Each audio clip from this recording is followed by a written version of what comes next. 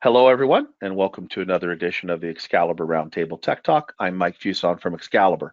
I have a special guest with me today, Tom Petley from Halo, across the pond. Tom, how are you doing? Hi, Mike. Good, thank you.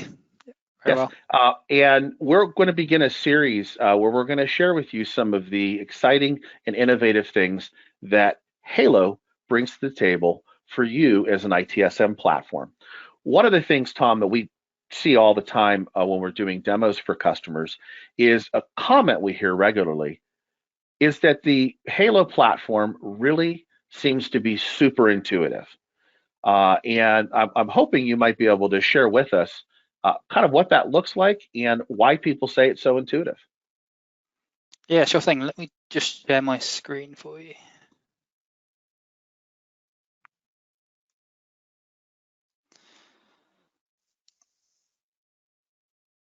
So hopefully you can see my screen okay. So I thought I would possibly just show you a couple of areas which we get kind of the same feedback on, something one of the really nice parts about Halo. And the first thing I just thought I'd show you was just basically how you'd use it on a day-to-day. So some of the very simple things that just make it very intuitive, very obvious on kind of how to use the system. So just a couple of things, just the view you've got here. And this you can just sort by any of the columns. So you can work from your SLAs back. So you work on the oldest first, possibly sort by your priority. So your high priority incidents first. And also that you can just filter on any of these columns as well. So it's hopefully just if you hover over these, it's just very intuitive if you want to filter on high priority, for example, possibly a keyword in the subject line. So everything kind of about Halo is trying to make it as easy as possible to kind of do your jobs and make your day-to-day as easy as possible.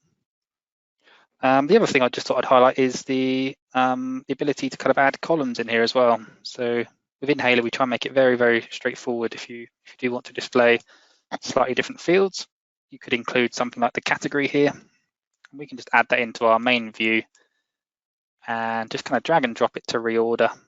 Maybe we'll put it after the summary field and just save that, and you'll see it appears just next to the summary here. And as well as that, those views can be either individual or they can be kind of role-based or team-based. The other thing I thought I'd just show you, Mike, is the ability how quickly it is to kind of log a new incident as well. So it's another big part of the system is just how intuitive it is and straightforward it is to raise an incident. So just down the left here, we can just select the user, just simply start typing them in, and that will populate the user. I'm not going to go into it today, but that could populate from kind of Azure AD or Active Directory or wherever your kind of users are stored. And then within here, it's just a simple form, which is very easy to configure as well. And I can just raise an example incident on here. And then put some, oh, I spelled that wrong. Raise an example incident. Type the incident details. And again, it's very straightforward, and I can put things like screenshots in here and attachments. Well, you've got the little toolbar there, which are common things that people are used to seeing as a text editor. Absolutely, yeah. If you try and make it, kind of don't take it away from what people expect and what people are used to. So you can kind of go into here and change fonts and kind of colors and what have you, and kind of insert links, and it's all your standard kind of text editing functionality, which hopefully makes it easy to pick up and start using. As well as that, just simple fields as well. We can search on our categories, for example.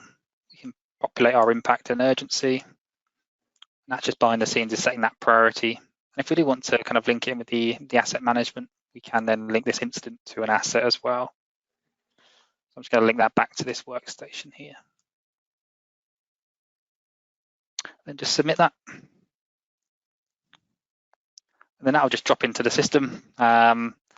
And depending on any automation or rules that we have set up, that will just drop into the system wherever we want it. In this case, it's just gone to this first line unassigned queue. Excellent, excellent. So really the whole design principle that you guys have taken at Halo is make it intuitive, give the users what they're used to seeing to make it easy for them to be able to log a ticket or create a change or create a problem or any of those sort of records, is make it simple and make it quick. because that's the other thing we hear quite often with the system is it's very responsive. Yeah, This is fully web-based, and I know from our conversations that you guys are using the React technology to make this a super responsive platform. So, Tom, thanks for sharing with us today the intuitive design that's built into Halo.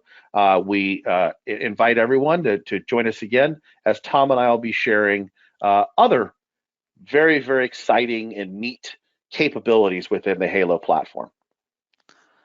no problem. Thanks a lot, Mike. Yeah, thanks for your time. Great. Thanks, Tom.